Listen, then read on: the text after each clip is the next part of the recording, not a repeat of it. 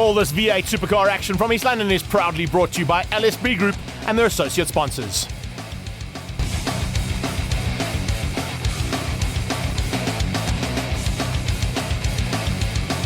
Arguably the most picturesque circuit in the country, the East London Grand Prix circuit, and definitely the fastest. And the V8s are back in full flight here with a massive crowd coming out. They are surely hungry for V8 action here in East London. And this is the second biggest crowd they've had all season long. So they definitely want to see what these V8s can do on this circuit. The infamous Potter's Pass, 250 kilometers an hour through there. Rifle bend, you're going to get to between 280 and 300. It's hard on the brakes for Cocobana. The beat straight.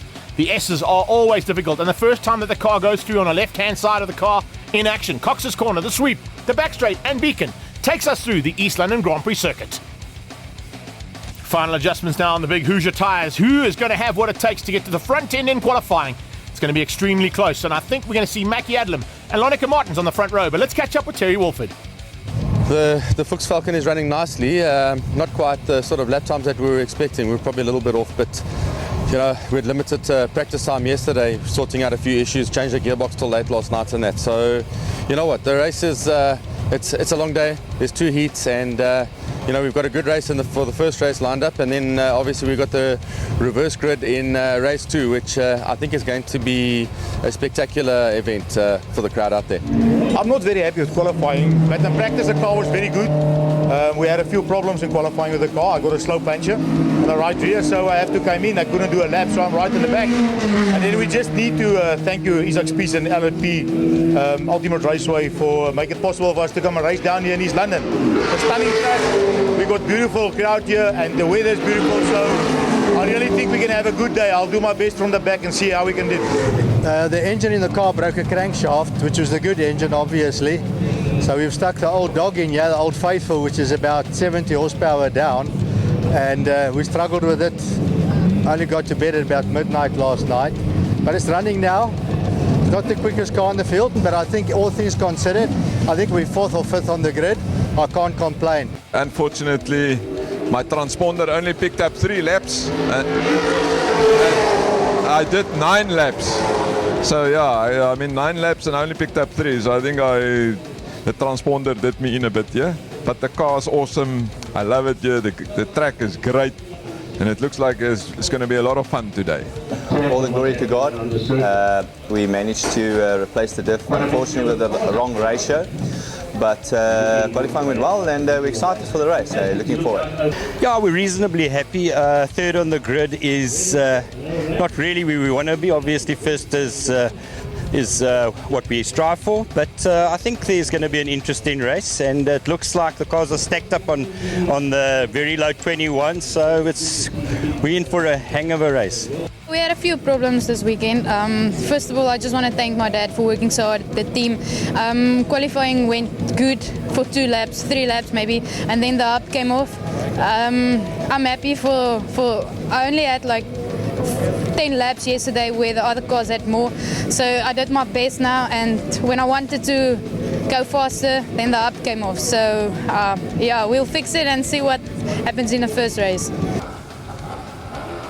With all the final adjustments being done to these cars now, remember, they have also been de-restricted, so they are in full flight, more than ever before, coming down to the East London Grand Prix circuit, and looking forward to seeing what these guys can do now, as we're on board with Mackie Adlam on the rolling start. It is the Rolling Thunder, and they are back in East London.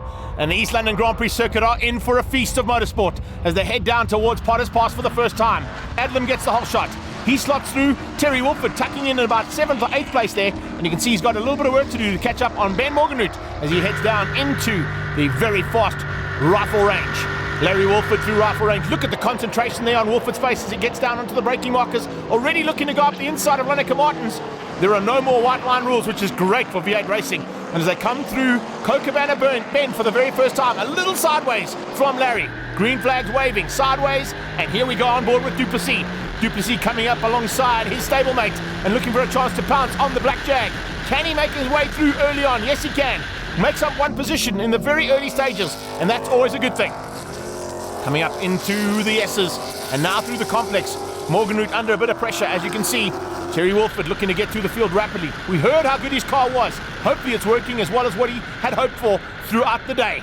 on the breakers up into Beacon. There's a change for second as Larry Wolford dives up the inside of Lonneke Martins and makes it stick into second place.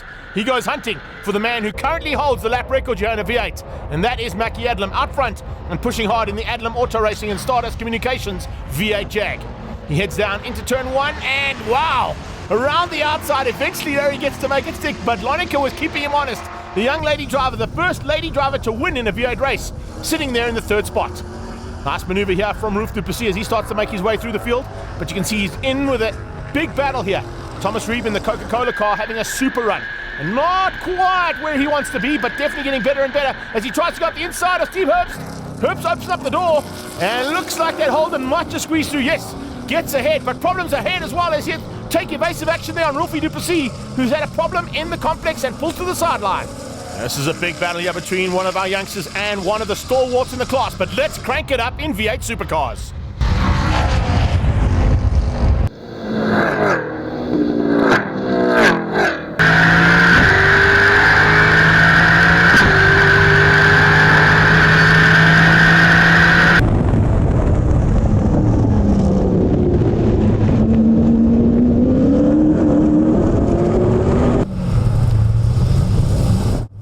Rolfie du Plessis with that problem pulling into pit lane now. That is such a pity and a big loss to the front end of this battle. But Lonneke Martins is not worried about it. She maintains second place on track right now, but having to work exceptionally hard. She's managed to pull a small margin now over Ben Morganhout. Benjamin Morganhout is all over the back and looking for a way through. You can see the two Morganhouts, no holds barred there and definitely no team orders as they go flying down the main straightaway and head back towards the infamous Potter's Pass. Look at this. Absolutely flat out, and with the restrictors off, it's 250 to 260 kilometers an hour as they head through Potters. It's close to the 300k an hour mark. Not quite the fastest we've ever seen through there. The fastest car through there, I think, is still Gordon Connolly's Cowan Science Jaguar, where he went through at 315 kilometers an hour, heading down towards Cochabana. And into Cochabana now, Morganhout squared, and squared up is Benjamin. He gets it completely sideways, coming out of Cochabana to make the move. Can he get through? Yes, he can. Lonneke Martins is demoted down into 5th place. The battle for 3rd is between the two Morganhouts now. They're trying to close down on Larry Wolford. Remember, Larry Wolford and Ben Morganhout, one of two drivers that have been in this series literally from the start when they're originally known as the West Bank Modified Saloons. Have a look at these two Corvettes as they come out side by side between the Prix instrumentation Corvette there of Stevie Herbst and local man Bevan Schwartz. Schwartz is definitely going to have a little bit of local knowledge here and might be able to pull a maneuver here. The two Corvettes are very evenly matched. One, of course, but he gets out of shape. How was that? Completely out of shape as he went through Butts Bend and into Gate Corner and got it all wrong. Sideways stuff from the local man, and it looks like he's going to have to work from the back of the field again. Not quite the way he wanted to end things up. Especially, and speaking of ending things up, there's a problem here on Benjamin Morganhout's car. He's got it sideways. There's a bit of smoke coming out of the back of that car. One of it's dropping oil onto the tires, and that's what's causing him to slip and slide. Coming up towards Beacon now. Ben Morganhout with a massive flame out the side of the car. Benjamin closes in. Look at Lonneke Martins taking evasive action as they go through there to avoid anything that might be possibly coming off the back end of Benjamin's car. She's definitely seen an issue on that machine and doesn't want to be caught out by it. It's still smoking down towards Cochabana. I wonder if he realizes that there's actually an issue on that machine. He comes out of Cochabana, starts to close in on Ben. Ben versus Benjamin, eventually pulls to the sideline. He realizes an issue. And look at how the rest of the field are having to go through and deal with what he might have put down there. I think he may have dropped a bit of oil all around the circuit. The checkered flag has come out though. Bevan Schwartz has been caught and passed by Mackie Adlam. What a great drive from Adlam to take the win over Larry Wolford. Ben Morganhout in 3rd place, Terry Wolford in 4th. 5th is Martins, Thomas Reeb in 6th place, and Compound down in 7th. We head forward now into race number 2, but join us after the break as we go into race 2 here at East London Grand Prix Circuit.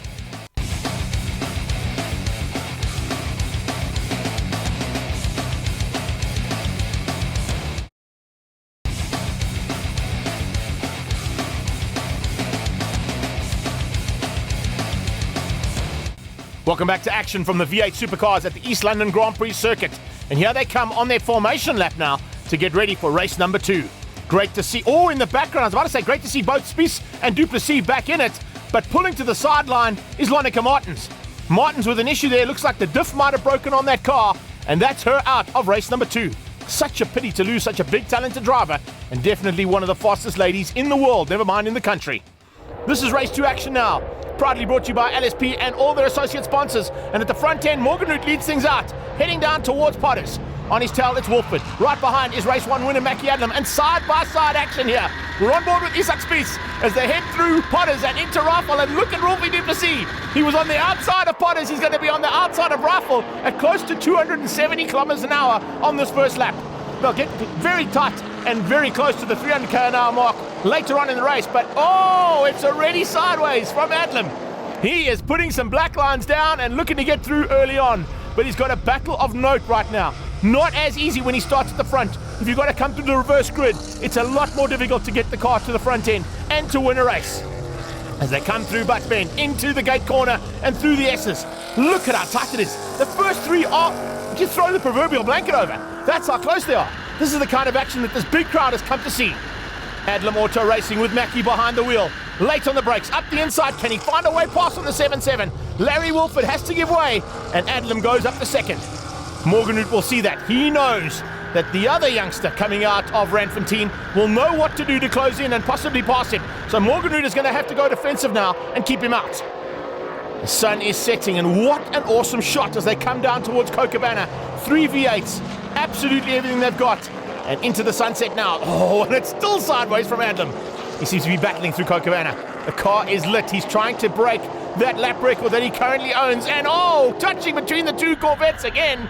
This time, all on his own sim is Bevan Schwartz. And nowhere to go there for the Prix and Sprintation Red Rocket of Stevie Herbst. So Bevan Schwartz gets going again. Herbst climbing out of the car. It's a big pity to lose him. He's also one of the stalwarts of this category and has been around for a long, long time. Surprised we didn't get a safety car, but let's see what the COC has to say about that. Adlam sneaking through on Morganhood and taking the lead. So Mackie Adlam now leads out and heads across the start-finish line in the front end of this field. Has Ben Morganhood got any answer to the pace that he found in race number 1 and potentially has here in race 2? Here comes Morganhood, closing down on Adlam.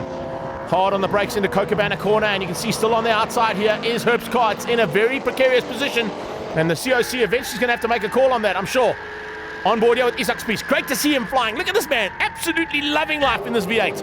And fighting hard here with Thomas Reeb in the Coca-Cola machine. So that Coca-Cola car going well, but still the Corvette on the outside. I wonder if there's going to be a safety car. Keep your eyes to the side of the track for the SC boards and for those yellow flags waving. Onto the braking markers up in the beacon. Here's a good move from Isak Spies. He's going to move up the inside of Thomas Reeb and one position higher on track. That's going to move him into the top 5. He's going to be ecstatic with that. He can see his stablemate just up the road and might still have a chance of closing him down. Back through the complex one more time. Big through and absolutely flat through the sweep. Safety car is out. You can see the safety car boards are there. And I don't think Larry Wolford or even Ben Morganhood have seen that. Wolford's gone through as well under safety car. Morganhood has gone through and Wolford. So the two of them sneaking by. Mackie Adlam's onboard communication has told him to back out because of the safety car. And there you go. They've realized that. Wolford moves over, allows him through, and I think Ben Morganhood will have to do the same thing. The Ronnie's Motors Mercedes-Benz into the circuit now and having to pull this big V8 field behind them. There's a V8 under that bonnet. Probably not as powerful as the two that are behind him right now. But as it pulls off, it'll be up to Mackie Adlam to set the pace. Now remember, it'll be a rolling start once again, and we'll wait for the green flag to cross the line before anybody can overtake. You can be close to overtaking, but you cannot actually physically pass the car in front of you until you've passed that start-finish line and the green flag on the main straight. The great thing about this, though, is it's bunching the entire field up again, and we're going to get a very close start. Adlam has caught them all napping, though, and gets away from both Ben Morganhood and Larry Wolford. Look how close Rolf du Plessis and Spies are. Isak Spies now with du Plessis right there, and the two of them could run with Ben Morganhood and Larry Wolford, and could possibly even catch the leader. We're on board here with Rolfie. Very easy to spot that Simpson bandit helmet of his, and he's been using those for a long, long time. And you can see also another man out of Randfontein that loves V8 racing. You certainly love it on the West Rand, and it is absolutely fantastic to have the Ultimate Raceway and these boys in full flight here with the V8 supercars. Down out of Cochabana. Sideways action again, this time a little bit more glued to the circuit. Battle continuing there between Thomas Reeb and Kampon. Alki Kampon having a magic run here this weekend too as they come under braking up towards Beacon Corner. It's getting very close. Wolford wants by. Wolford is looking for a chance to get past on Morganhood, and he's pushing him to the limit. Morganhood going defensive. He tries to get into the slipstream now. He's not too far off, in fact. Here under braking, he is closing on Adlam. Adlam could be in trouble here. Morganhood and Wolford makes a mistake under braking. He's heading down towards the Etienne van der Linde turn. That's, of course, the one that ends up on the beach. But fortunately gets it turned in, misses the Corvette. That's the reason we had to worry about that Corvette being in that precarious position. but fortunately it wasn't there now. And he gets overtaken by Thomas Reeb, and here comes Aki Kampan as well to make him demoted. One more position further back. Kampan makes a mistake though. The black and green Jag getting out of shape, and can he keep it all together? No, he can't. Larry Wolford just squeezing him out, and it doesn't look like there's going to be any answer here. The front end, Rolf du Plessis could be on the podium with a big flame out of that car. He's going to be ecstatic considering the weekend. He started off not in the greatest of conditions, but he certainly has turned it around here. Have a look at this, on board with Mackie. Lovely. Oh, that's the way you do it. Under braking, and you're a little blip on the throttle as you go down the gearbox. It's a 4-speed box. They're doing 170 kilometers an hour now in first gear. That's the changes that they've made to these cars. Wolford makes up one position. He changes his luck ever so slightly and comes side by side with Reeb, but Reeb's not giving it up. Thomas Reeb goes sideways and then goes absolutely wing mirror to wing mirror as they head toward Bus Bend, and can he make it thick? No, he can't. Wolford's got that little bit of turner pace, maybe just a slight advantage on that one as they went into the complex again. Kampan closing back onto those two cars and looking for a way through. No one has had an answer though to this man. Adlam has dominated this weekend. The only thing he didn't do was break his own lap record, but he'll come across the line now for a double victory, and what an awesome race day with the V8 back at the East London Grand Prix circuit. Second place going to Ben Morgenroot, and third place eventually to Rolf du Plessis from the Ultimate Raceway team, beating his teammate Isak Spies down to fourth, Larry Wolford in fifth. Then it was Thomas Reeb, Kampan and Johan van der Vestes in the Highway Motors car there in eighth place. So we are extremely blessed, and we had a wonderful weekend. Pole, 2 victories, and amazing race too. Had a big dice with Ben and Larry and them, and a big blessing. And thanks to Border Motorsport Club and Bevan and Johan Swartz that made this all possible. All their arrangements and hard work. Thank you. The first race I had a clutch problem, and we fixed it, and I think from there on the team worked very hard, and I think we had a good run. The second heat, I think I came fourth and Rolf came third. So overall, yes, I'm happy, I'm smiling. It was a good day. Yeah, race one, unfortunately I had problems, and Isak had problems, my teammate. So we wasn't happy, but we were lucky to fix both the cars, thanks to the mechanics. And thanks again to LSP and Ultimate Raceway for letting us racing these cars of them.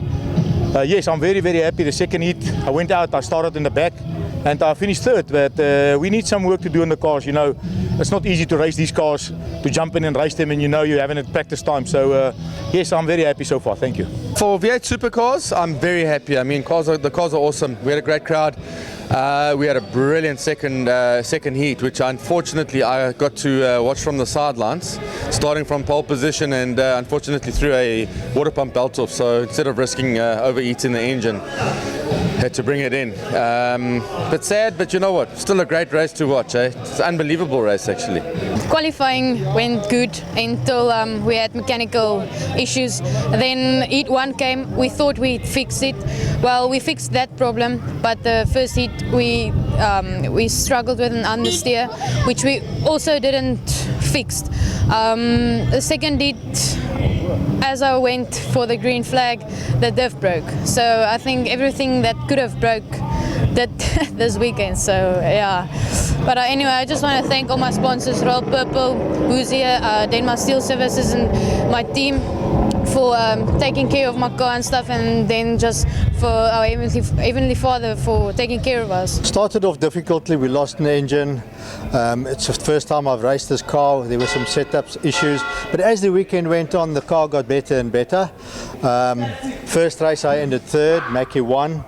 Way off in the distance. Second race I was second and right behind Mackie, so I think we made up some time. But you know, none of these things would be possible without today, specifically for the people from East London that have invited us to the circuit, the marshals, everybody. They've done a wonderful job, and I think they've been rewarded with a very good crowd today, and I think they've had an enjoyable day. I would also like to thank my people at Ford and Mazda. If it wasn't for their hard work, I wouldn't be able to waste the money the way I'm doing. And then I'd like to thank my crew, JP and Piet, for their help.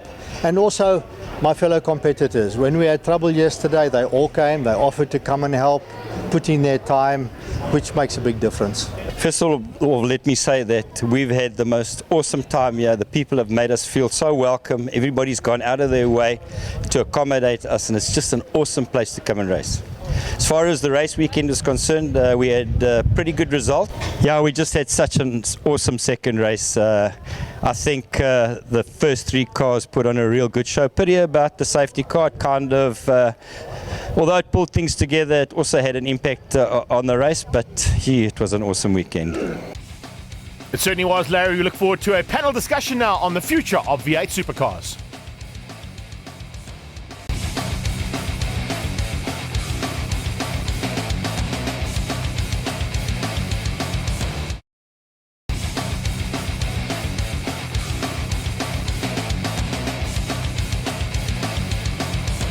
We had a wonderful day here at East London, the Mercedes-Benz Grand Prix racetrack. I mean, what an awesome history this place has. And I think the people here today, and I mean the crowd that we had. Terry, what is your view on it? No, I think everything has been successful as far as this weekend goes. Obviously, you know, there's new guys that are coming to the formula. We've got all the old guys that have raced here before, and I think one of the biggest things that you can obviously appreciate is the fact that you drive around the track and you just see cars and people are waving, and the appreciation that's involved as far as the V8's been here, and obviously the appreciation of the people that have come to watch us race. And I think that you know what, people are starting to realize again that the V8s are an important series as far as as where we come from, and that is as Sam called the longest standing club, whatever you want to call it, in the country. And I think that this is the start of good things for us. So the old West Bank V8s, as we call it, is now the V8 supercars, and I think we want to obviously invite new sponsors. And what's your view on that? Absolutely, and I think for sponsors, the attraction to be with us, as a series of V8 cars that they spit flames, they're very fast. We've got exciting drivers, youngsters, old guys, and you know what? I think we've got a very, very, very good combination to make this work. And the sponsors out there, they will get the value out of it. That's the one thing. Yeah, I think it's extraordinary. I see here today a son and a father, and I think it's special. And I think Ben Morgenroth, his son, is also driving. And you are the legends of the sport, guys. I mean, Larry, you and Ben, you come many years with the sport. Give us your view on it, a bit of the background where West Bank has come from. Saki, you said it. This is a track that's steeped in history.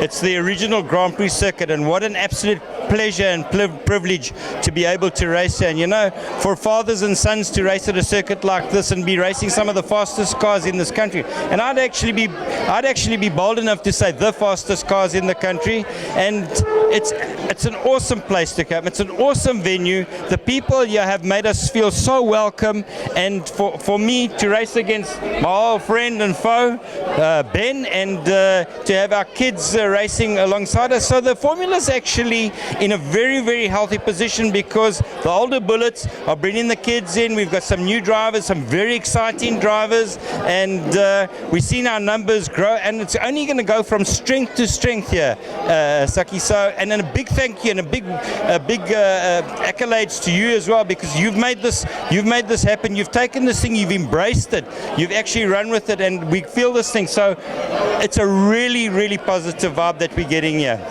Yeah, no, thank you very much. And I think, I always say to the guys, we want to make the sport number one in our hearts. And once we get the attitude right again, then all the other things will fall in place. So if the passion is back, and we know the sport is number one, then we will appreciate the rules and all of it. But Ben, yes, you're a legend in the sport as well. Give us a bit of background on how you see the past and how you see the future, maybe. Well, I've done a lot of motor racing in a lot of different categories. My favorite has always been the V8s that we raced today. And what was telling for me today were the numbers. At Kyle Army, we had 16, 17 vehicles. Today we had 16 entries. The cars that entered finished. the reliability was there, the spectacle was there, and our race was the last race of the day. And as we went around on the warm-up and the slowdown lap, I was looking at the people on the outside, and if anything, there were more people than what there were this morning in qualifying. This is what the people want to see. These are the fastest, the best looking and the best sounding cars in the country, bar none. And I would like to lay down a challenge right here and now to the extreme supercars, the Lamborghinis and the Ferraris and the rest of them. We would love to have a race against them, and let's see who's King Kong. Oh, that sounds interesting. So we will get a challenge here, and I think hopefully we can pull it off. But I think, yeah, that's great, man. And I think the spirit and the vibe, everything is so great. I think we came along as drivers, and I mean the spectators, everybody. Terry, our young chairman here, hopefully you take it far. And I think as committee members, all of us here, you know, I hope from our side that, you know, for all the effort we put in, and I know we will get the reward. And I think that's what we're hoping for and fighting for. Yeah, we are absolutely. You know what? It's like you say. It's not one individual. We are a series, so we are reliant on the guys that are part of it as far as running of it. But we're also more reliant on, and I say more reliant on the guys that actually arrive at the track with their race cars. They bring all their mechanics, their family, their friends. They offload cars, they load up again, and they come and race. And I think that that's the one thing that people are probably missing in South African racing is the fact that, you know, this is not a manufactured series. We are a family series, and that is I think that's what's going to keep us going. You know, we're not reliant on other people. We will be there racing, and we will carry on racing for many years to come. Yeah, well, hopefully we see your son also racing one day. Absolutely. Yeah. Well, thank you very much, guys. I think it's a wonderful day here overall here at East London. And I think our next race is at Swartkops, and the last one will be at Kailami again. And hopefully we will impress you guys, and we'll have more cars there. And next year we will be back in full steam.